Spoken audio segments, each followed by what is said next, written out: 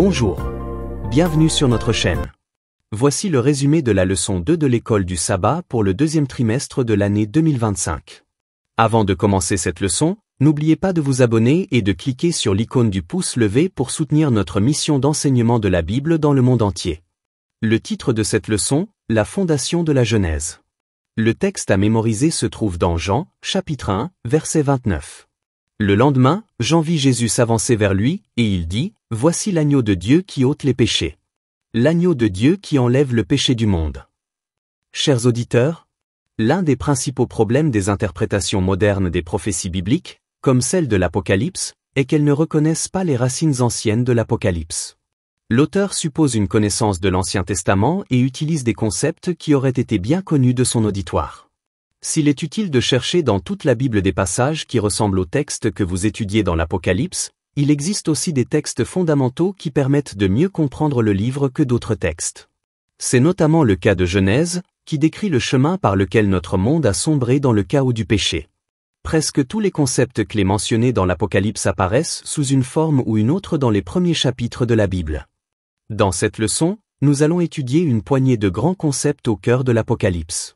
Nous allons voir la façon dont les concepts fondamentaux introduits dans la Genèse façonnent notre compréhension de la prophétie biblique, en particulier dans le livre de l'Apocalypse. Plusieurs des thèmes majeurs de l'Apocalypse, tels que la nature du péché, le concept de sacrifice et la grande controverse, trouvent leur origine dans Genèse. En étudiant le livre de Genèse, nous acquérons des connaissances précieuses sur le message biblique dans son ensemble et sur le plan de Dieu pour l'humanité. Leçon du dimanche, le principe de la première mention. Le principe de la première mention stipule que la première fois qu'un concept apparaît dans la Bible, il établit un modèle pour sa compréhension tout au long de l'écriture. Genèse agit comme un cours Bible 101, introduisant des thèmes clés qui seront développés plus tard dans le reste de la Bible. Des passages tels qu'Ésaïe 40, versets 7 à 8, Malachie 3, verset 6, et Hébreux 13, verset 8, renforcent la nature immuable de la vérité de Dieu. Contrairement aux interprétations humaines qui changent avec le temps, le message de Dieu reste cohérent. Oui, le message de Dieu reste cohérent.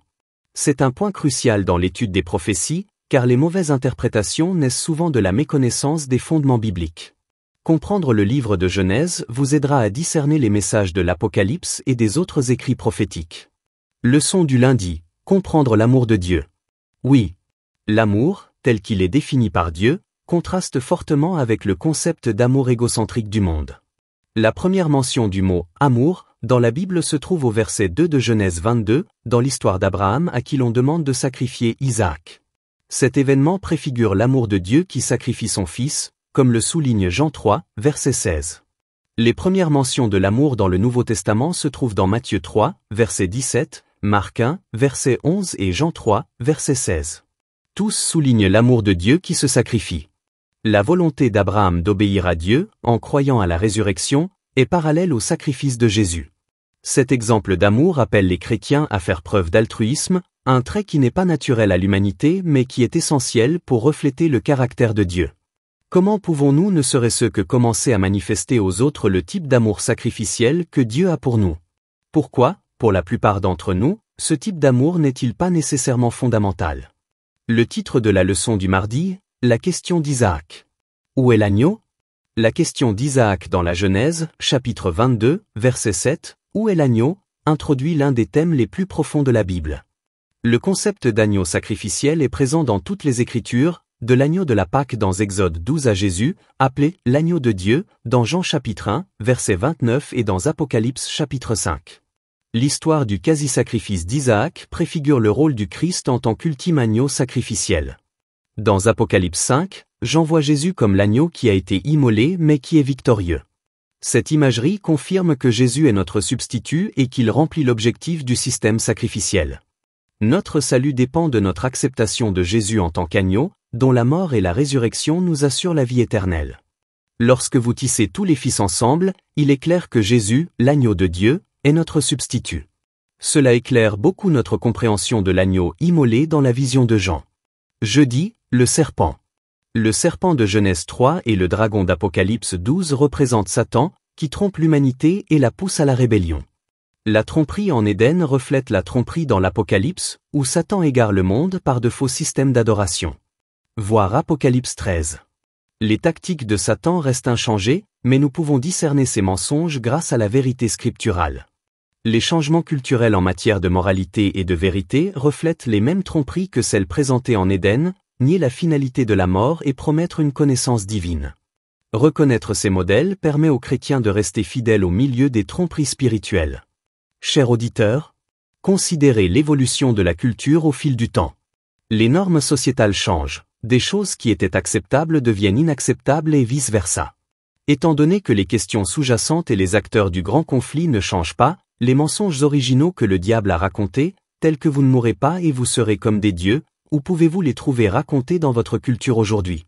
Le christianisme est enraciné dans des événements historiques, et non dans des idées abstraites. La révélation aide à ancrer l'Église dans la vérité, empêchant les croyants de se laisser influencer par des interprétations nouvelles mais trompeuses. Il est essentiel de rester ancré dans les Écritures pour discerner la vérité de l'erreur. Les derniers mots d'un soldat, qui se souviendra de moi, illustrent la futilité ultime de la vie sans le Christ. Si la mort avait le dernier mot, la vie n'aurait aucun sens. Cependant, la victoire de Jésus sur la mort assure aux croyants une signification et une espérance éternelle. Pour conclure, le livre de Genèse pose les fondements de la compréhension des prophéties, du salut et de la grande controverse entre le bien et le mal. En étudiant la Genèse, les croyants peuvent mieux saisir la profondeur de l'amour de Dieu, la réalité du péché et de la mort, et la certitude de la rédemption par Jésus-Christ. Alors que nous naviguons dans des paysages culturels changeants, les vérités immuables des Écritures restent notre guide et notre point d'ancrage. Je vous remercie.